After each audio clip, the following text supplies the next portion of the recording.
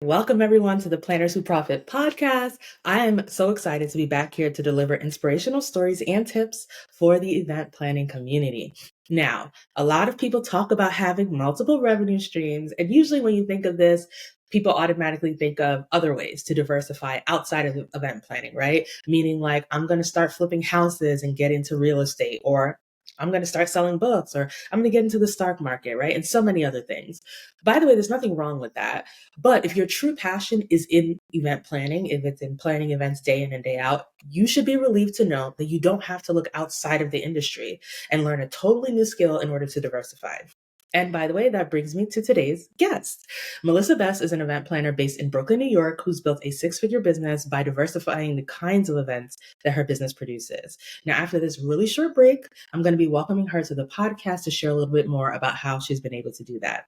Planners Who Profit Live is our annual event that celebrates event planners of all kinds every single year, and you absolutely cannot afford to miss it. All right, this is the event to come. Bring your friend, bring your assistant, bring your associate planner to really immerse yourself in next level thinking, next level strategies, and to get refreshed for your next event season. Visit plannerswhoprofitlive.com and register to join us for this event. The experience is phenomenal every single year. The community is truly next level, and the things that you learn are truly actionable. This is an investment both in yourself and in your business that you can't afford to miss out on, all right? So make sure that you come, bring your team, tell a friend, and we can't wait to see you in person at our very next Planners Who Profit Live. We can't wait to see you there. All right, welcome back, everybody. And as promised, I'm excited to be welcoming Melissa Best to the podcast, all the way from Brooklyn, New York. Hey, how you doing? Hey. As usual, excited to have you here and excited to have a chance just to chat with you just about all the things, all the amazing things you're doing in your business and in your life. So if you don't mind, could you introduce yourself briefly? Let us know how many years you've been in business and maybe a couple fun facts that you're willing to share with everybody. Sure. Thank you for having me. It's an honor to be a part of your podcast today. As you heard, my name is Melissa. I am the founder of Daybreak Management Group. We are an event management company and design company based in New York City. We've been in business now. Wow. We're hitting 10 years. We're hitting that 10-year mark this year, which is really exciting. Specializing in social, corporate, weddings, and production management. I think that we'll talk a little bit more about why there's more than one focal point for the business, but these are all things that I love to do. Our team is well versed at, and it has served us and our clients well. We love serving by providing clarity to our client's vision, calm to what would otherwise be a stressful event planning process, and of course, creativity to event planning and design. So those are our 3 C's at Daybreak Management Group. I love it. I love it. That's really, really good. I love it. The 3 C's, and that's what makes you different. So I love it. So what is your favorite thing about event planning in general? So why'd you go into event planning, and why are you still there? Why am I still there? Yeah, that's a great question in this day and age, of course. I actually got into event planning accidentally. It was not on purpose. I studied sociology and communications and was planning to really just kind of dive into full-time ministry, MDiv, Masters of Divinity, focusing in a completely different industry career. But I just kind of kept being pulled in this direction no matter what I did. I was the girl on college campuses helping to plan events, whether it was a gospel choir or literally like throwing spontaneous events in my apartment, surprise parties for my friends. And these were not ordinary surprise parties. These were themed events with decor. Like, it's just always been a thing. I have a knack for systems and organization and the creative side. I love. I get to really shine a bit there and have fun there. But at the end of the day, I love to serve. I have a heart for serving others. And I felt like there was just such a big gap in my city with service providers of color at the time, being able to really bring a sense of luxury and sophistication, but also organization and structure to events. So that's why we're still here. Yeah, I love it. I love it. And it's great. Like your story is very similar to mine. I tell everyone I studied engineering, so I always tell people I took a real sharp left turn from engineering to event planning. But while in college, I was in a bunch of clubs, like leadership in a lot of clubs, which basically turned into event planning. Right. You know, I was president of like the organization over all the engineering organizations. Yep. So we had like National Engineering Week where we planned like a week long of All events. these events. We were in charge of planning like career fairs. We were in charge of planning like engineering day. Like there's so many things. And so managing everybody, managing all the individual organizations events as well, like knowing what's going on, managing a calendar, like it was all of that. And I remember, and I lived in the W.B. Du Bois College House at the University of Pennsylvania. I lived there all 4 years, never wanted to leave. And we had a lot of obviously African American events, right? Like historical events. We had we had like different celebrations for different things, but I ended up being like our holiday chair. I don't even remember what it was called. So many years ago, but I was basically planning all the things. So, you know, we had like a Valentine's Day thing and we had so many different things. And I always was that last person like folding napkins where everybody else is like, I need to go get cute. I can't do this no more. And I'd be like the last person, like, okay, let me fold these napkins. Focused on the details. Yeah. And so that was a big part of my story. I remember when I went back to college for, I think my fifth college anniversary, I saw the same caterer who catered all of our events in College House. I ran into her and I let her know. I said, you know, I don't know if if you remember, but like 6-7 years ago, you taught me how to fold napkins. And now I'm an event planner, right? And it's a skill that I use now. She was like, wow, okay, look at you. And so it's interesting. I always tell people that the best way to find your passion is just to get active. Yeah. You're not just sitting in your house. And it's amazing that getting active in the place I lived, getting active in, you know, the engineering school, people used to call me that engineering girl. So just people used to call me that behind my back. Well, I mean, I'm not offended by it, but like just getting involved had its way of leading me, you know, just to where I under, you know, ultimately just kind of find passion to work. So that's exactly it. Between student government, the gospel choir, this club, that club, and then even after, I found myself, because of that trend, friends would ask like, hey, you know, would you help me plan this? And some years down the line, people start getting engaged, people start having babies. Would you be willing to help plan my baby shower? You know, you have such a knack for this. And I didn't realize that there was a career to be found in it. It just was beyond my understanding or even exposure at the time, beyond very specific roles. Like I knew David Tutera because I watched his show when he had a show. I was in love with My Fair Weddings. That was my thing, right? But I didn't really envision myself in this seat until people kept asking, and a part of me was just like, okay, wait a minute. My mom was actually the one that highlighted to me, like, you know, you probably should go get certified. You should do this. And I did. Yeah, no, I mean, I love that. I also watch a lot of David Tutera, watch a lot of the wedding shows and all the other ones too, the Bridezillas, the Platinum Wedding, all of them. There was a whole era of wedding shows. It was an era of the shows, yes. You could watch wedding shows from morning till night back in the day. But I always knew that you could make money in this career. No, I always knew you could be a professional event planner.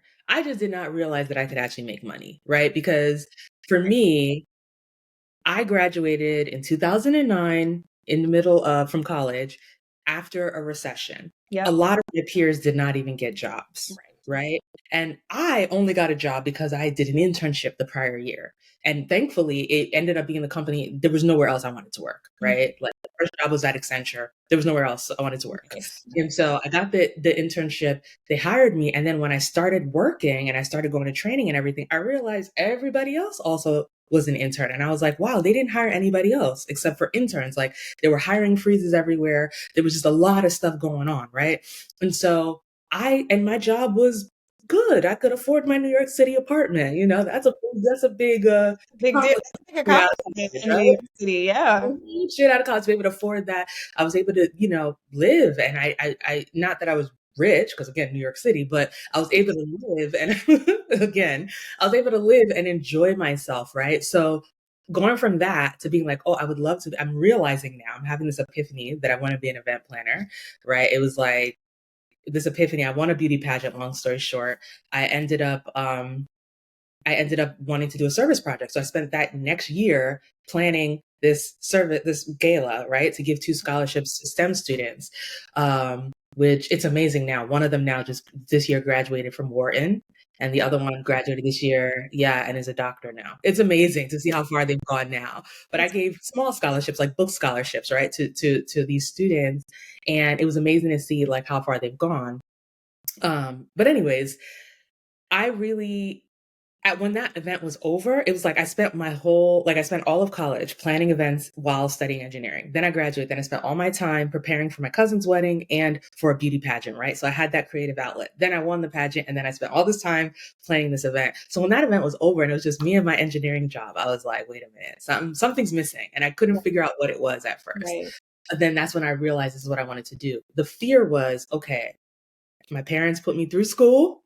I got this engineering degree. I'm making money now. And now I want to be an event planner. I'm going to be broke. I was like, who's going to pay me? How do you pivot and justify that to African or, in my case, Caribbean parents? Yeah, I was just like, I was like, this is crazy. I said, I might be losing it. Like, I might be having an early life crisis. I don't know what this is, but this is crazy. But I went to school for it, and the biggest lesson I learned going to NYU is that you could actually make money in this industry. It may take time, but you can make money, and I can make a real career. So I continue to do it, and that's a big part of the reason that I love coaching. Because I want to help other people to see you can have an actual career. You can actually live off of this, right? And when people refuse to believe that, and when you stay stuck for too long, most people end up just giving up on their businesses altogether, right? And it's like, I don't like seeing that. I prefer to see people like make it, for the long haul for 10 years and all of that. So I love that. I love all the parallels in our origin stories in event planning. So going back on, we've been talking about personal stuff, so we may as well get into it. So I know that you took a break from business some years ago, right? So what caused the break? And how did that go? Were you nervous about re-entering the market? Because we all know events change every year. Like events now don't even look like events look like 2-3 years ago. Definitely. So Yeah. how did that go? Like, well, I became a mama of 2 more littles. So being an entrepreneur has its own ups and downs, right? Add to that motherhood, add to that being a spouse, add to that any other aspect of your life. But I had one child already, my son. But when I had my oldest daughter, I was just like, okay, I was actually still kind of moving because I did not know that I was pregnant with her when I was booking for the following summer. So once she was born, so she was born in May. So I had a whole summer full of things, including a very large live recording for an artist. So I gave myself 2 weeks postpartum, which is insanity, but I felt physically well enough to do that. And I told myself, you know what, at the end of the summer, I'm going to take a break because I would not have the capacity. I won't have the capacity to do this at the level that I want to do it at without taking a break to honor my body, honor the place where I am in my life, making sure that I am available and present for my children, my husband, etc. So after that summer, back-to-back weddings, events, it was interesting because it was kind of like a breakout year. And at the end of that year, I made a decision to step back. I needed to slow down and evaluate what worked, what didn't, but also just be present at home. During that time, I was only giving myself a few months initially. I wasn't trying to take off a year or more. I just said to myself, okay, my last wedding was that October. I said, cool, until February, I'm on maternity leave and I'll accept bookings for the spring onward. Well, during my maternity leave, I discovered that I was pregnant with my second daughter. A blessing and a surprise, considering that when I was in college, I was told that it would either be impossible or very difficult to have children. So happy, but shocked at the same time, for sure. So I was kind of forced into an extended break. And I was grateful for it because it really gave me time to evaluate my systems. After having a summer of back-to-back events, I was able to kind of step back, look at the wins, look at the lessons learned, even from all of those experiences, and make a decision about how I wanted to move forward. If I wanted to move forward, I knew I wanted to move forward, but I had to kind of work myself up to that. So I've got to, in November of November 2018, I've got a 5-month-old and I'm pregnant again. So my youngest daughter was born August of 2019. I told myself, depending on the level of help that I have in my community at home, support systems, all of that, I don't mind doing a handful of events while pregnant, just to maintain some momentum and continue to be able to build a portfolio, relationships, etc. So I took literally a handful of clients, and then I said, okay, by July 2019, I'm totally offline. I'm 8 months pregnant. Like, I'm not doing anything else, and I'm not accepting bookings for the end of the year, for next year. It's just, we're going to be on pause. Our online presence will remain, but we're not posting online. It was kind of like a quiet quitting type of situation, except that I wasn't actually quitting. I just needed to be quiet for a minute. And everyone knew that I had a baby. At least people in my community, my vendor relationships, they all knew I was having a baby. So it was all good. When I was ready to dive back in, the pandemic happened. So it's March 2020. My older daughter is approaching 2. My youngest is several months old, but we have help. I have a support system in place where I can really get back to work. And then the pandemic hit. So I completely lose my village. So it's just like, okay, so entrepreneurship in a pandemic with no village. Granted, I was grateful that I didn't have wedding clients that I needed to now pivot, with, in light of the state of the entire world. But it also was like, oh my God, like what do events look like after this? Now, fortunately, we had done a handful of hybrid events in 2018 and 2019 in the corporate sector. So we had events that were both in person and virtual. So I was just like, we can help people go virtual because the whole world has to go virtual now.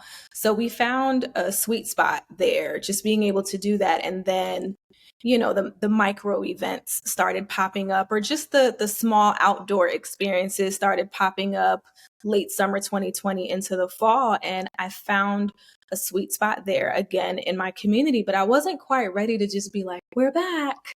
I knew that I wanted to come back even more equipped to serve with a level of excellence that is aligned with my value system, but also what I want to offer people. I can't say that I'm a luxury company without a certain level of excellence. So I wanted to make sure that my systems were together, and I needed help. So I enrolled in a coaching program, the Winning Accelerator, which really helped to seal the deal for me. It helped to position me to serve in the level of excellence that I knew I was capable of and wanted to. So I was able to, in 2021, come back full force, update my offers, update the services that we provided. And I think that the pandemic, although a really tragic time in all of our lives, it also created great opportunity for entrepreneurs and other small businesses to rise to the forefront and offer services that people need. Even now, people are still doing micro weddings, intimate backyard events. So we were able to come back and highlight the ways that people could still celebrate. And that propelled us to the next level. Even within corporate, we were able to provide opportunities for companies to maintain employee engagement during that season without having to have an in-person event, which set us up to be their first call when they came back to doing in-person events. So that was the break. It was forced, and then the level up helped to build confidence. I wasn't scared. I just knew I wanted to be better positioned to serve well. Yeah. I mean, I love that. Yeah. I think that's a perfect way to just show that no matter what's going on in your life, like, you get to make a decision about what happens next, right? Yeah. You get to make a decision and say, okay, I'm ready to come back, right? Like, Mhm. some people might even be listening and they're like, oh, this sounds great. I had a business and I haven't had any clients since the pandemic. It's been years, or it's been a year, or it's been 2 years. And, I just give up, but it's like, you get to make the decision, right? You, If you want what you want your future to look like, right? So instead of maybe complaining or focusing too much on what the past looked like, you get to say, okay, that was that, and now this is what tomorrow, what I'm going to do to make my tomorrow different. yeah, So I love that. And of course, like, we came across each other, I want to say about 2 years ago, a little over 2 years ago, you yeah. know when you joined the program, and obviously it's been really great working with you, and we'll get a little bit more into that. But I remember, like, it's like literally now what you're saying now is what you were saying then. Like, you're like, I'm ready to level up. This is the time. Like, let's do this, right? And that's pretty much what happened. And so you said you weren't scared, you weren't nervous about re-entering the market, so that's great. So before we take a brief break and get more into the meat of the topic for today, just give us a summary, like, outside of weddings, what kind of events do you plan? So we do production management, which was actually one of my favorite aspects of the work that we do. And production management is really just, it's the same as a live event. It just involves lighting, it involves staging, it involves larger teams, several more systems. And what does that look like? If you've ever attended a live recording, there was a production manager making sure that it flowed smoothly. Any type of festival event, there was a production manager making sure that all of the moving parts came together. So that is one of the services that we provide. It's one of the services that we offer that's like the intersection of all of my worlds. I was a musician, I sung, and so I love being able to serve creatives and artists and organizations in that way, and helping their productions go off without a hitch and be really successful. We do social events as well. So your milestone celebrations, retirements, the sweet 16s, all of those. So your social events we do. Of course, we do weddings. We love weddings. And then lastly, we do corporate events. And corporate events take on different shapes and forms. Sometimes it's as simple as a reception. Sometimes it's a meeting. Sometimes it's a conference or supporting a convention or even a gala. So corporate events take on different shapes and forms, but we support that as well. So those are all of the different tiers of service that we offer. Nice. I love it. I love it. So, yeah, I'm hoping that this is inspiring, helpful for everybody who's listening. We're going to take a really brief break. And when we come back, we're going to get a little bit more into diversifying and how Melissa was able to get there. If you've been enjoying this podcast, it is time for you to join the PWP squad. And you can do that today 100% free. Visit PWP Workshop, and that'll give you everything that you need to sign up for our vault of free trainings on marketing, sales, and systems designed to get you started on your journey to your first 100K in business. So welcome back, everyone. Right before the break, Melissa gave us a breakdown of all the different kinds of events that she does: production management, weddings, milestone celebrations, and of course, corporate events. And I love that. So thanks for sharing that whole breakdown. I guess, how did you know that it was time to challenge yourself and try and, get into new spaces, as far as new types of events, as far as higher price points? Like, how did you know that it was time to do that? Like, what was the trigger that made you say, I need to reach for more and everything? So that's a twofold question. So I started with social events and weddings. I knew it was time to raise the price point. There was one wedding in particular that we did and we worked so hard on in a very short time frame. Beautiful wedding, lovely couple. I would work with them over and over again. But as I was finalizing the budget and looking through all of the vendors that we had hired, and I saw that, man, there are other vendors that are making more than me, but they're not providing, and not that their services are invalid, like they're obviously very important. Like, just for example, the cinematographer and the photographer were charging more than me. And of course they had to be on site less time. Now, most our work happens before and the day of, and then we have some post, depending on the type of event. Sometimes we do have post-production things to take care of and tie up for the couple or the client. majority of their work does happen in post, but it's not the same as supporting a client over the course of 6 months to a year or even 3 months. And it really made me go, girl, what are we doing here? What's going on? And I'll be honest, I thought that my pricing was competitive. I thought it was for my market. Again, I'm in New York City, so what you would charge in, South Dakota or Wisconsin is not going to be the same as what you would charge in a metropolitan like the tri-state area. But I thought that at the time my pricing was competitive, only to realize like actually the value does not match the price point. And when I realized, so we started doing some market research at that point, some more intentional market research. I was going off of pricing that I got when I did my certificate program. I did a meetings, weddings, and event planner certificate to validate my work at the very beginning of my career in events. And we were given a range of what is standard pricing. And so moving on from that, I started doing market research, like I mentioned, and just seeing what my peers were charging and what were norms for my city. And so that prompted me to up the price. But, you can't increase your price without making sure that your value matches your price. Mm-hmm. And while you can't necessarily put a price on peace and calm, which is one of the things that we bring to the table, it just gave me food for thought. Mm-hmm. And so we did the work we needed to do to make sure that our price matched the value. To answer your other question around diversifying, that actually happened organically. And I will say that you have to ensure that there's a level of integrity in terms of like what you like to actually do. What are you interested in doing? You can't just say, oh, I'm going to do this and not have some integrity behind it. And so I'll explain why I say it that way. I was doing weddings and social events, and I had an opportunity to do a live music event for an artist that came through relationship.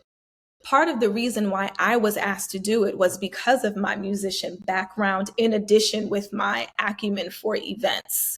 So those two things combined made me the best candidate for this opportunity because I understood their world. I understood the language needed, to make sure that the event would be successful.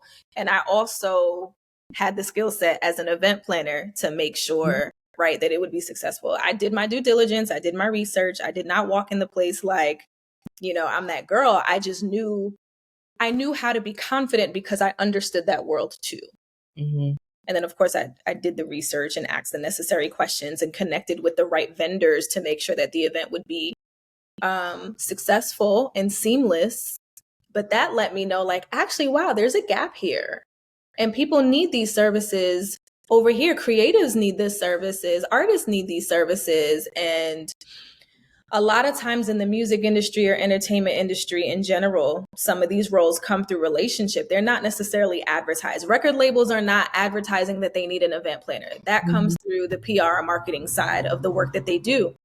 But sometimes artist teams internally do need those services. So it's important that you understand the world. It's important that, for an example, it's important that you're able to create a vision that's in alignment with the sound. Mm-hmm. So one of the things I was tasked with was not just creating a beautiful space. It had to match the lyrics. It had to match the messaging behind that client's album. And so that opened up my eyes to let me know, like, hey, this is something I can do on a regular. It kind of came into my lap, but it helped me market that and make myself available to do more of that. The same with corporate. Yeah, I think that's really good. Like you first touched on, the fact that you wanted to level up to match the price increase, to match what's going on in the market. That's really big because a lot of times people will say, how do I find people who will pay my rate? Or how do I, people keep coming my way who can't afford me, right? And a lot of times when you look at the person's work, your body of work, when you look at your website, it's like looking at the graduation party that happened in a backyard with plastic tablecloths does not convince somebody with $100,000 budget that you understand their vision. Even if you're like, I have it in my head, we can't see it, right? And so that people are going to give their money to people they trust. Because here's the thing, even people who have lots of money, and I mean, I've planned multi-six-figure weddings, right? they're not throwing money away. A lot of times we think that people who have a lot of money, they're just gonna pick someone. No, they're more particular. they're going to be particular. They're also, the reason that they have a lot of money in most cases is because they're savvy. Exactly. They're looking for things. They're looking for proof that you're going to take care of their investment, looking for proof that you're going to take care of, produce to the level that they want, and then, on top of that, like they just want to know that you understand, right? So that kind of leads me a little bit into what you said just now about, understanding the language, understanding where people are coming from. People, I always say, in any industry, but especially as event planners, you get paid premium for being a leader. And as a leader, you should already have a vision, right? So for me, when I'm speaking with, corporations or even like 7-figure entrepreneurs, I kind of think that that's a different category. High earning entrepreneurs are a little different than like full blown corporations. But when I'm speaking with them, I usually already have a vision. And I can already, and it's not saying you got to do exactly this thing I came up with, but it's just saying, okay, I know these things about you, right? I understand your industry. I understand your this. This is where I think we can go, and that's what brings the alignment, right? It's not just, it's not just showing up and saying, what do you want? I think that a lot of times as event planners, the rhetoric I hear over and over again is, I want people where money's no issue and they know exactly what they want. Then they don't need you. Right. They don't need you. They're supposed to know what they want. Like, at that point, they don't need you. It's almost like saying, okay, I want a stylist. Like, I use this example at Planners Who Profit Live last year. Like, I love everything, Jay Bolin does, the stylist, right? The image consultant. He does styling for people. I would not go to him saying, I want this, this, and this. I would go to him and say, tell me what I should wear. This is where I'm going. Tell me what I should wear, right? Because he's the expert, and that's why I would pay him premium. Exactly. Right? And so when you show up and you say, just tell me what you want. Tell me what kind of venue you want. Tell me exactly what colors you want. Tell me exactly how many tables. At that point, the client's like, I don't know. Like, you tell me, right? And I'm not should it be? Yeah, it's consulting. I think that we're losing the art of consulting as event planners. A lot of event planners really want to just be designers. And it's like there is an element of consulting. Consulting involves like you are helping people, you're pulling ideas out of their head, you're helping them refine their style, right? And that's where the money comes. And especially when you're looking at corporations, brands, all of that, where people are busy, they have other jobs, right? They have other things going on. But also, like, sometimes design is not the primary thing that people need in an event planner. It's other things. Like, you need to be able to come with more than just, I just like tall centerpieces, right? You kind of have to come with a little bit more than that. And so I think we have to like refine that consulting skill. Like, that's like one of the things that I'm really passionate about, when I'm working with planners. So I think that everything you just shared was really good. Did you have anything else? Sorry, I didn't want to cut you off. No, I mean, everything you said, I'm just like, yep, shaking my head because it's so true. One of my pet peeves is that one of the things I discovered in working on fine-tuning my pricing was realizing that a good chunk of the folks in my city that were saying they were event planners were not. They were designers. They were event designers. And I think that when I realized that, I was just like, wait, I'm doing both. I'm bringing both to the table.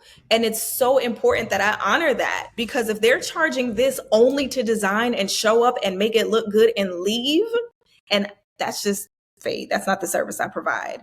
I'm giving you systems to make sure the event is seamless, not just that it looks good, which God bless you if that's your part. There's a need for event designers, but if you call yourself an event planner, if you're a consultant, as you say, then you should be coming to the table with systems, with timelines, with floor plans, with, whatever is needed to get you from A to B and post.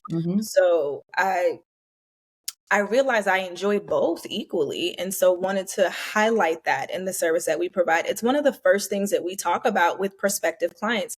We are not a design service. We are not just, if that's something you would like, happy to offer it, right? But we are a one-stop shop, and that's important for you to know because it makes your life easier.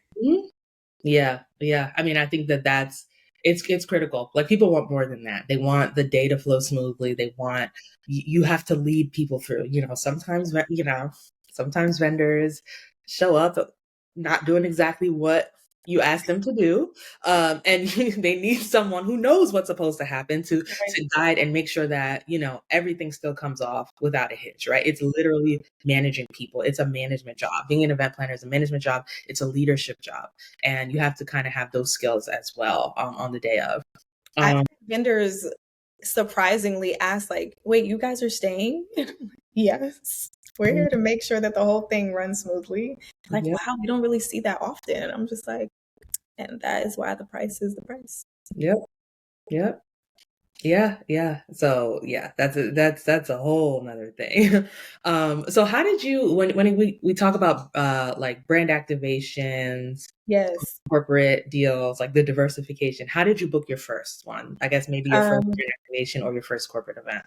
Sure. My first corporate event, similarly to production management, came through a relationship. And this is why it's so important that you are mindful of your network. I didn't go looking for these opportunities. If I'm really transparent, which I always aim to be, I was a little bit ignorant about how to even get in the room. There wasn't really a guideline for best practices outside of going to school for hospitality and working in-house somewhere for a bit. Like I didn't actually know any standalone meeting planners who were entrepreneurs and had their own businesses. I knew the opposite. I knew a lot of wedding planners. And so someone in my community reached out to me and said, hey, someone reached out to me and is really in need of someone to assist them with a corporate event. They're new in their role and they need somebody to kind of just help support and make sure that it happens smoothly, who has vendor relationships in the city, et cetera, et cetera. I thought of you because I know you have great vendor relationships in the city. And I was just like, okay, what's the name of the company? When I found out the name of the company, I was just like, absolutely. That's a quick, easy yes for me. And when I got in the room, I realized that it wasn't so distinctly different from planning a social event except for the level of communication and presentation that needed to happen prior to and post. Mm-hmm. Those are some of the distinct differences between a corporate event and a social event. With social events, you're working with a client, whether it's a parent, a bride, or, with corporate events, you're working with teams. You're working with marketing teams, whether it's the CMO or the marketing manager. So you're coordinating across more groups of people, and the level of communication needs to really be just up a notch because it needs to be appropriate for the space that you're in. I think that also depends on what the company is, because you've got tech, you've got creative, you've got financial services. Like there's a broad world even within corporate. But I knew that presentation mattered more. Like they literally need to see presentations, a deck, an RFP, a request for proposal. So those are some of the things that I had to quickly learn about to ensure that particular event was managed successfully. But once I did that one, I knew I could do anything. Mm-hmm. Because I knew that the level of service I provided was excellent, and I know my design aesthetic. And these are things that are teachable. So I don't work as a solopreneur. I am an entrepreneur. So I do have a team. I do have folks that I work with. And as I learn, I teach them as well. But it was through relationship. And once that relationship was made, you have to know that, at least in my city, I can't speak for any other city, but in New York City, people know each other. So the bank marketing manager over here happens to be friends with or do Pilates with the marketing manager of this company, and they need someone. And there's a lot of cross collaboration between companies organically. And so sometimes it's as simple as my former bride works in a company and recommended me to the marketing manager. Like sometimes it happens just like that. Or they attended the wedding and was very impressed with how seamlessly it flowed and saw some alignment in how we could work together. So those are some of the ways that it has happened now. Now, within the last year and a half, we have a different approach. They are not all through relationship. We do pitch. We do put ourselves out there, whether it's through LinkedIn or otherwise. But having some of those relationships in place to highlight previous work definitely helps. Yeah, no, I mean, I think that's really great. Like just sharing, how you got your first one, how you're going about it now. That's really great. Yeah, I would say similar, It's interesting. I worked in corporate for over 10 years. So going from that background, I was a project manager as well. So like that's literally managing people, managing meetings, managing all Yeah. that. Then going into working on events and then going back to corporate, it's almost like going back to work, like remembering, like you got to email everybody, remembering how to send meeting minutes, right? Remembering how to do things in a way that keeps everybody on the same page, right? Because like you said, there's so many more people involved, right? Like we recently also had a really cool corporate event, and it was like as we went along, it kind of started small and then it just kind of kept spiraling. That happens like, a lot. Communications, marketing, everybody's like involved, right? With all the different elements. And we also took on some aspects of like the branding and graphics, marketing stuff as well, because they were overwhelmed with some other things internally. So that just like expanded how many meetings we were having or how many people were involved and all of that. But I do think that having a clear understanding of how things work is everything, right? Because even with that, it went really smoothly because we knew exactly what to ask for, right? There were even some times that we were like, oh, well, do you guys have this, this, and this? And they're like, that's been on our to-do list to create a guide or to create this. So we're going to get that together. We're going to send it to you, right? And it helped them to see us as an expert versus like just chasing them or just kind of like being both of us being lost together. Like we were able to lead them to how we could collaborate with them as well. So I think that's really, really important, especially because in this day and age, a lot of people that we've been working with are saying we've never worked with an event planner, right? A lot of the organizations we've been working with, I've never worked with an event planner, or if they have, it was like a whole nother team that's no longer at the organization or something like that. So people are learning what it means to even work with an event planner, which is a whole nother thing to consider, right? Where people are used to doing certain things internally, there's a lot of that. So not only are you're not just coming in to make a space pretty, you have to come in, you have to help people to learn how to work with you and how to collaborate with you as an external vendor, and all of that. And I can't speak to anyone else, but I've worked in a couple of jobs. And I don't say most people don't like their vendors. Most companies don't like their vendors. And I do think that it has a lot to do with the fact that a lot of companies have very deep-seated cultures internally, and they're not that flexible. And that means that you have to be the one to really like, you have to be like one step ahead and like ask the right question so that you can embed yourself in their culture and better work with them. It's literally, I keep saying this, it is a leadership job, right? This isn't just, I'm just coming in to make the space pretty. And so that's what you need to do to be successful. And that's something that I've seen definitely that's really different, in this space. Are you able to, go ahead. Go ahead. I was going to say, are you able to share any of the brands you work with recently? So there's some that I can't share because there are some companies that you work with and they'll have you sign an NDA. Not that it's a big secret. An NDA, for those of you who don't know, is a non-disclosure agreement, meaning you literally can't talk about it, can't post about it. So there are a host of things that I have not posted on social media because I legally cannot. We have signed an NDA in order to work with that company. But there are a few that we have worked with and we have an ongoing relationship. One of our first corporate clients was Dropbox. We've worked with Google. We've done an event for Instagram. Most recently, over the last 2 years, we've developed a relationship with Brookfield Properties, some of their New York offices, their different marketing teams based locally. So yeah, we've done quite a few. One of my favorites, just last year, was it last year? Yeah, last fall, we did our first tour. So it was like a brand activation tour. We worked with an organization to execute a 5-city HBCU tour for brand activations and installation. And that included Intuit, Cash App, Wakati Hair, Boss Women Media was the client. Yeah, I love it. Other brands associated with that experience, but yeah, we have quite a bit of experience and for a lot of these opportunities, like I said, if not necessarily through some type of word of mouth connection, like, hey, we're looking for someone. Oh, well, I attended this event and this team was phenomenal. You should consider them. Or maybe they've seen some of what we do on LinkedIn, or our website came up in their search for a corporate event planner in our city, SEO. Yeah. There's so many ways to get plugged in, but before you do, for anybody who's thinking about diversifying specifically through corporate events, it's really important to know what the needs are so that you can be of value. And the reason why I say that is if you looked on LinkedIn specifically, a lot of big companies now have vacancies specifically for an event manager, a senior marketing and event manager. So they're starting to realize like, wow, 2020 created this gap. And as we do more events, this does need to be a role in-house or fully outsourced to one company, not a bunch of vendors, like one company that can do it all. So I would say, go look at those job descriptions, go look at the responsibilities. And if they are in alignment with what you already do natively and what you would like to do, then it's probably something you should consider. Yeah, I love it.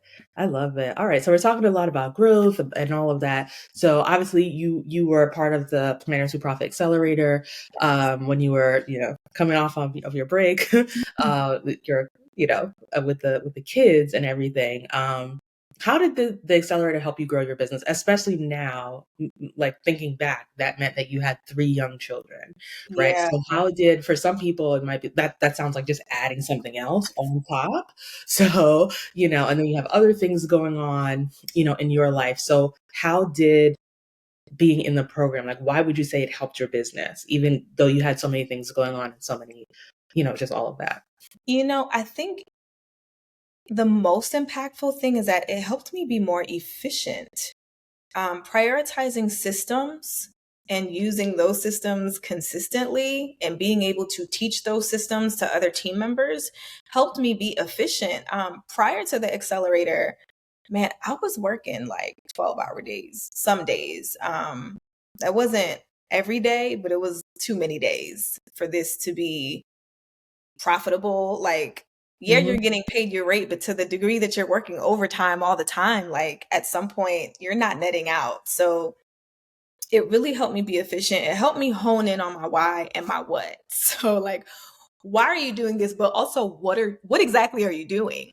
What is your process from the first discovery call or sales call or whatever you call it, in your company, from the first inquiry to closing that client? What does your process look like? So it really helped me identify what it could be and what I wanted it to be. If I were a client, what would luxury look like to me? And then, of course, doing some actual market research to determine what that looks like to other people who are in my niche. It gave me an opportunity to work on my business, not just work in my business. And when you're just in it, you don't have a chance to really step back and see what's working, what's not, or even plan for the future, which is very important for entrepreneurs. So being a part of the accelerator created opportunity for me to be able to do that in a very intentional way. And I think that all of those things put me in a position to level up, charge my worth, and then offer better services as well. Yeah, and to also save time. I always say, like, profit is, to me, it's twofold. Like the example you just gave, like, I could be making the same amount of money and do the work in 3 hours where it takes somebody else 20 hours, right? Yeah. A lot of times people say, oh, how do you track your hours to know like how much you should be charging the client? It's like the client is not paying for your hours, You're with not. the exception of how many hours you're on site, right? Because like that's a little bit different, but the hours to plan, it's really irrelevant to the That's up client. to you. But what really the client cares about is how much time you are saving them Yes. and how well it's getting done. That's valuable. Like, I really Absolutely. care. I don't really care how many hours if I hire a photographer, I don't care how many hours it takes them to edit my pictures. What I care about is that I get my pictures within a Pictures. month, right? And that they look good. Yeah. I don't care if you're using templates, if you're outsourcing, none of that matters to me, right? If Exactly. you're crafting it yourself versus you're having an assistant doing it, I really don't care. What I really care about is that I get the result, right? And so I think that when you think of it that way, you're really charging for value, which means you have to figure out how to give value, right? And then also your capacity. A lot of times people are like, well, I just need more clients. But then when you talk to them, it's like, the 2 or 3 clients I have right now are wearing me out. And it's Yeah. like, if you have 2 or 3 clients and they're wearing you out, what do you think is going to happen if you get up to 10 or 15, right? If you get to the capacity that you need to really have that 6-figure or above business, right? 100. So you have to get to a place where you're streamlining, and that is what really makes you profitable. I always say, like, for me, I was running my business part-time, 4 hours a day, 5 days a week. I had my demanding IT job. I was in a million ministries in church. Like, I had a lot of things going on, but we still were producing 15 to 20 events every year, right? Yeah. Most of our clients being partial or full service. And that came from being efficient. And because of that, yes, there were some years that maybe my business paid me 2,000 a month, right? But I didn't resent that, because I'm like, man, my business is profitable and I got an extra 2,000 from this few hours extra that I work every day. I didn't resent it. My business Yeah. was giving me part-time money and I was working it part-time, right? Right. For there are a lot of people who are working overtime for part-time money. And that's where That's where you have a problem. yeah. So 100%. As yeah. a mom of little people, like if my kids were teenagers or, in college, out the house, it would be a very different scenario. But I have a almost 8-year-old, a 5-year-old, and a 3-year-old. I'm not trying to work 12-hour days. In fact, I want to be in a position so that when they come home, I'm available to them, because it's important to my personal value. It's important to how I would like to be able to show up for them. And so whether it's a corporate event, production, or whatever, I make sure that our systems are efficient. I'm not working on a million events every day. It's just, you don't have to when you know what you're doing. You know what you're doing. That's a part of the value that, came as a part through the accelerator, but also through fine tuning processes. Mm-hmm. Yep, that's the whole point of processes and systems. A lot of people like to avoid them, and it's like, I'll just work harder. But the whole point is that when you know what you're doing, it takes you less time, and that's literally what increases your capacity. A lot of people are like, I need to hire a bunch of people to help me, and it's like, but you're not even profitable by yourself. By yourself. So So if you can't even pay yourself, you can't afford to pay other people. definitely. The issue really is, and you only have like 4 events. Like you can definitely do that alone and then have day of assistance, right? Yeah. The real issue is your processes and your systems, right? So I love that. Like, this has been amazing. So we're going to take one more really brief break, and then we're going to come back with some final takeaways. If you're an event planner who does amazing work, I'm talking your family, your friends, and your clients tell you that you do an amazing job, that you bring everything across the finish line and plan the most beautiful events, but now you're ready to actually make real money in your business and pay yourself monthly, it's time for you to apply to join the Planners Who Profit Accelerator program. This 6-month accelerator program gives you the tools that you need to hit your first $70,000 to $100,000 a year, even if you are still working a full-time job. Our goal is to help you to build a profitable business so that you can leave your day job on your terms. To learn more about working with us in the Planners Who Profit Accelerator, make sure you visit plannerswhoprofit.com and apply. By the way, if you've already exceeded 100,000 in sales, please go ahead and apply, and we'll let you know all the information about joining the Planners Who Profit Mastermind, designed to take you to even higher heights. We look forward to seeing you on the inside, because life is so much better in the PWP squad. All right, guys, we're back from our final break. And yeah, we've learned so much, but I have just a couple more questions for Melissa. So could you share some skills, like transferable skills, that you felt you already had as a wedding planner, right? Like when you were first going into corporate brand activations, all that, live recordings, what were some things that were transferable? Communication. Like, you have to be a strong communicator. Project management skills in general, like you mentioned, Faye, that was essentially what you did in your engineering career. As a project manager, you're managing a wedding, you're managing a retirement celebration from beginning to end. That's essentially what you're doing in this other space. There's some elements that are different. You're not planning a ceremony, you're planning a webinar and a reception, or a panel discussion, or an art installation, a gallery, and then a reception or something like that afterwards. So project management skills, that includes communication, that includes creating systems and timelines that are efficient, that get to the point and get results for your client, whoever that client may be. And I would also say design skills. It's important that you have a good grasp on spaces and the things that you can add to any type of space to enhance that space. For example, if you're planning a milestone birthday party, one of the things that was trending like the last few years was custom pillows in a lounge area. of course, your corporate client wants their logo, not their age, but their logo on as many things as possible if it's a brand activation, because they're highlighting their brand. They want attendees to leave remembering that brand. And so knowing how to create a seamless design around a singular theme with tangible takeaways, that's also a transferable skill, I would say. One of the last things I would mention is your vendor relationships. I wouldn't say it's a skill per se. It probably ties into communication a bit, but you need to build relationships with vendors that are reliable and that serve in the same level of excellence that you aim to serve in. Because what a pity it would be if all of your planning and systems were phenomenal and then the vendor came in, the lighting vendor messed up the cues, or, the videographer wasn't as efficient. I'll just say efficient, and these things happen in the real world. You have to vet people. You have to know who you're working with. And even negotiating is probably one of the most important transferable skills that you will need to use in any arena, in any type of event that you're planning, because sometimes even with the client, because I've had clients say like, oh, we love this vendor. We've used them before. We think they know our system. Then I go and look at the vendor's work and it's dated, or it's actually not in alignment with the brand. And I'm just like, can I offer a suggestion? Are you open to working with other vendors?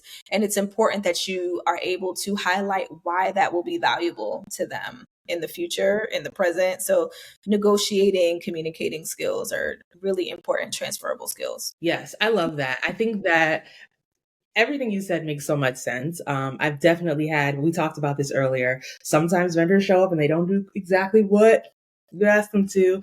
I think communication on both fronts, being able to communicate with clients that, hey, this may not be, are you open? This may not be what you want, but also like communicating deeper, right? Like, so there's a difference between saying, oh, I just don't want to work with this person, or I don't think this person's going to give you the level of quality that I'm used to. That's one layer of communication.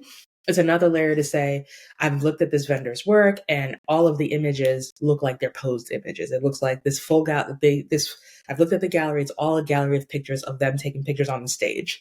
I don't see audience interaction. I don't see there's no raising hands. I don't see emotions. I don't see people interacting, and that's a skill. So I would like to introduce a photographer who I know is able to give you these other elements that you haven't had in the past. And this is how it's going to enhance your brand and enhance your marketing.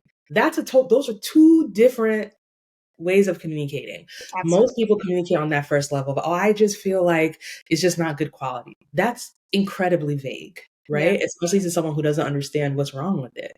But you have to be able to say, this is what I want to do above and beyond what this person has done, and be able to articulate that. That's what takes you above and beyond, in that area. So I love that. And of course, enhancing spaces. We talked about like corporate events are not always as focused about decor, but on the days that they decide they want to do something a little more over the top, they need your help, right? And they want you to enhance it, and they don't want it to just look like a wedding, right? Exactly. And they're not hiring you to come back and ask them what they want.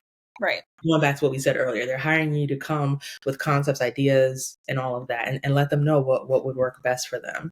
I have only one client in all of my corporate clients that reaches out and says, hey, I'm planning a reception for like 50 people. I need this, and this. Meaning like, I know I need cocktail tables.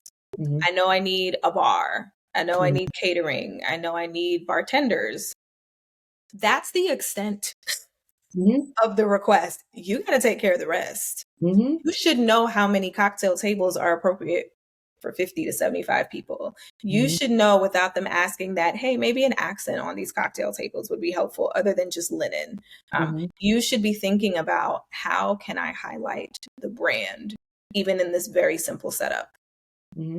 Yeah, I love it. Yeah, this is all the stuff that comes with being a leader, right? Yeah. And really, like, one of the things that I do with everybody that we work with in the program is we talk a lot about mindset for everything, like the mindset of a saleswoman, the mindset of a businesswoman. For a lot of us, we have to for a lot of us, like I said before, a lot of us are not functioning as event planners. We're functioning as designers. So you first got to elevate from event designer to event planner and designer. The reason most times when people tag on Instagram event planning and design, they are two different skills. And these days, most of the times, to be a high-end event planner, you do also have to design. You need right? But that doesn't mean that that doesn't mean that planning went away. You should have both. You should be able to do both, right?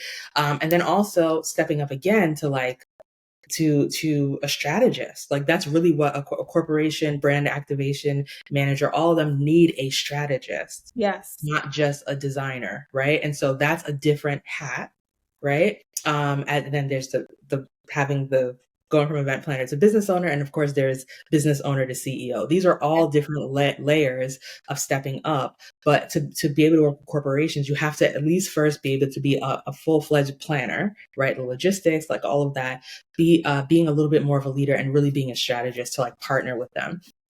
And help them to achieve the goals, whatever the goals of that event are. And so on that note, like those are my suggestions, but are there any other new skills or new challenges that you had to work around when you're breaking into these kinds of events? I would say it's important this is more related to once you level up past event planner and your boss, you're the CEO, when you're at that level of mindset shifting, it's really important that your language is consistent with that because you're going to be in rooms with people who will just otherwise assume that you're the help. And if you want more opportunities, you need to show up as the boss. If you want more opportunities, you need to show up as the CEO of a company that offers and provides these services and highlight the value that you bring to the table. So your language matters, and your language is a direct reflection of your mindset. And if you need to level up in your mindset, in addition to like the accelerator, which is one of the things that FAE offers, read podcasts, learn as much as you can about the industries that you want to work in before you just, put your foot in the water, because you want to come in as informed as possible. I'll give you an example of what that looks like. One of my clients I mentioned is a real estate giant. Real estate is not really my zhuzh, but it was important for me to understand if we're having an event specifically for brokers, what should that look like versus having an event for engineers in tech versus having an event for folks in the finance sector? It's important that you understand the industry that you're working for, because you're not just planning an event. You can just plan an event, but if you want repeated business, it's important that you understand the culture of not just that company, but of also who they serve. Yeah, no, I think that's really good. Like understanding like what you're going into, really, again, going back to what I said about the culture of the company that you're going into and knowing that you're kind of going to have to become a small extension of that. Doesn't mean you have to change your company values, but you have to like understand, become an extension of that. It's also true of the industry and understanding the audience that's coming to your events. Yeah, 100%, 100%. All right, let's see. Do you have any other advice, anything that we have not touched on that you think people should know for anyone who's like, I want to diversify, I want to get into other spaces, right? And so one thing that you mentioned, you said if you haven't leveled up, if you haven't leveled up your language and everything, you get treated as the help, which I think most event planners can relate to, right?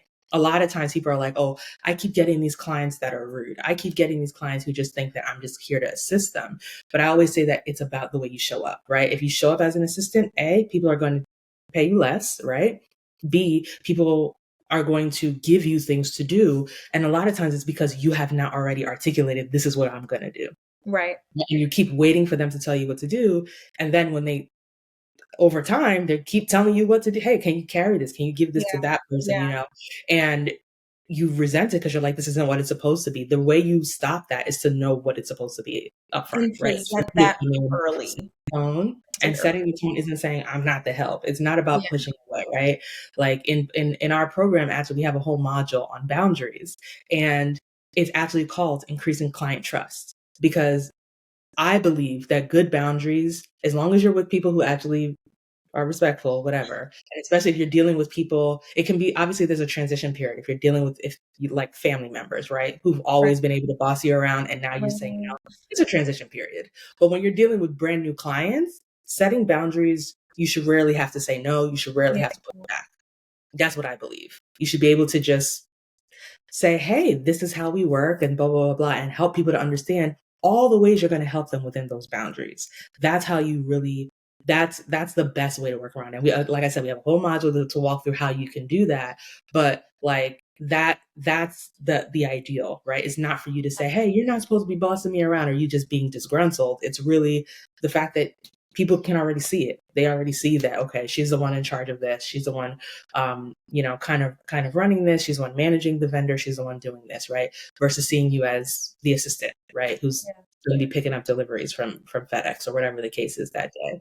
So, so I guess, is there anything? I ask you to do anything and everything they can ask for. People will try it if you don't assert what you do, who you are, why you're there, and then how you do it. You got to do that early, and sometimes often. You teach people how to treat you, so how you show up matters, like you said. Yeah, I love that. And so, so do you have any final words, parting words, or for anyone that, or is there anything we haven't touched on that you wanted to share today? I think diversifying your services is really going to be crucial to economic sustainability in this day and age. I recently read a blog article for the wedding industry that talked about how, because last year was like the big record breaking year, this year by default was going to be slower. Also, because couples that would have met in 2020 and by this point be engaged, they didn't meet. They weren't dating. Like, dating was weird. People are still recovering. People are still like adjusting to what, the natural course of things should be like now 3 years later. Of course, we're so much closer to being 100% back to normal, but there's still an impact on the industry. And so there was a bit of a slowdown specifically for weddings. There are millions of people still getting married. So if you don't have clients, it's kind of on you, but I'll just slide that in there. It's kind of on you. But speaking to the industry at large, there is a bit of a slowdown that's happening specifically for weddings. So if weddings alone are your bread and butter, and you recognize like, hey, you know what? The inquiries are not as popping as they were this time last year, then, and you know that this is your bread and butter, you should consider diversifying. And if that's something that you want to do, I would recommend some form of collaboration. Collaboration over competition always, because the only person you should be competing with is you yesterday. But there are wonderful people in this industry that are open to collaboration. All that to say, I've taken a few mentees under my wing who are interested in getting into specifically corporate events. And so one is a project manager and like is, trying to formulate how she's going to do it. Like, hey, feel free to shadow an event. Just make sure it's actually, so you can see if it's actually something you want to do, because you may decide like, actually, you know what, I'm cool with working with creatives, or I'm really cool with just focusing on weddings or social. Like, see if you can offer your service to someone who already exists in this business, so that you also don't feel the weight of the responsibility of being the person, the go-to, because you are the service provider and that company is your client. You can kind of ease your way into it in another way. Ask questions. People are more open and available than maybe it seems. And I think that all you have to do is put yourself out there. So don't be afraid to do that. It's your business, it's your pockets on the line. And I think that you should position yourself for what you want. And if you know you want to do more, put it out there and see what happens. You'd be surprised at what doors might open for you with just a simple request. Yeah, no, I love that. I love that. Definitely being able to articulate what you want. Just something that God really told me some years ago. It's a word really for me, but I'll just share it. He was just like, everything that you want is on the other side of your willingness and your ability to communicate. So it's just like, if sometimes I have the ability to communicate, but I choose not to, right? And sometimes I have the willingness, but I haven't refined my communication skills, right? And so the more that I focus on my ability and my willingness to communicate, the more the world's going to open up to me. And I think that that's something that all of us should know. And that's everything. Communication is your marketing. Communication is your branding. Communication is how you email people. Communication is how you deal with vendors, like everything, right? Communication is how you set boundaries. It's all of that. Yeah. And so everything that I want is on the other side of that. And I think that's important to know. You have to, we have to stop expecting people to read our minds. Yeah. We have to stop, putting, like I said earlier, pictures of your nephew's graduation party in, tablecloths in the backyard and expecting people to see past that and see, there's a major, holiday party or see like this 6-figure wedding. Like you have to, like in everything, you have to communicate what you want, right? And your ability and your willingness to do it is what's going to take you there. And your willingness to do the work. Like, obviously working with Melissa has been great in the Accelerator program. But it's not just paying money and walking away, right? You also have to do the work. You have to implement. It's also not just doing homework assignments to try to impress me. I'm your not business at the end of the day. impressed by what I see actually get implemented. Okay. And so those are the things that, and because those are the things that are going to bring results. So like you have to be willing to do those things, to communicate better in all areas, right? To clients, potential clients, all of that, just to take yourself to the next level. So, I mean, this has been amazing. I'm really hoping that for everybody who's listening, that this is really like expanding your mind to see that, hey, maybe now you may be that person who has like a business. You're at like maybe 70 grand, 60 grand, something. And you're like, hey, I do want to, once I hit that 6-figure business, I don't know what's next for me, right? Like I want to eventually have a $250,000 business. I want to eventually grow and get past that. How do I do that? We're going to have different podcast episodes to give you different routes. But of course, this gives you an idea that you can diversify without it being that now you got a hair business on the side, right? You can diversify without it being like, oh, now I flip houses on the side. Like there are other ways, a lot of times when we talk about pivoting, listening to Clubhouse rooms during the pandemic, my goodness, even the event ones where people talked about pivoting, people were talking about going into completely different industries, which is you don't have to. If this is truly your passion, that's what you want to do, but a whole lot of work. If this is truly your passion, you can make this work. Instead of thinking that the grass is greener on the other side and saying, okay, I'm gonna be a realtor like everybody else, so I'm gonna quit this and go do that. There are ways that you can diversify even within the event planning space. So if this is something you feel called to do, just knowing that this is absolutely doable for you. And that was the purpose of this podcast, for you to be able to hear and be inspired and know that this is an option for you. All right. So welcome. Thanks you so much again, Melissa, for joining us. It's been amazing.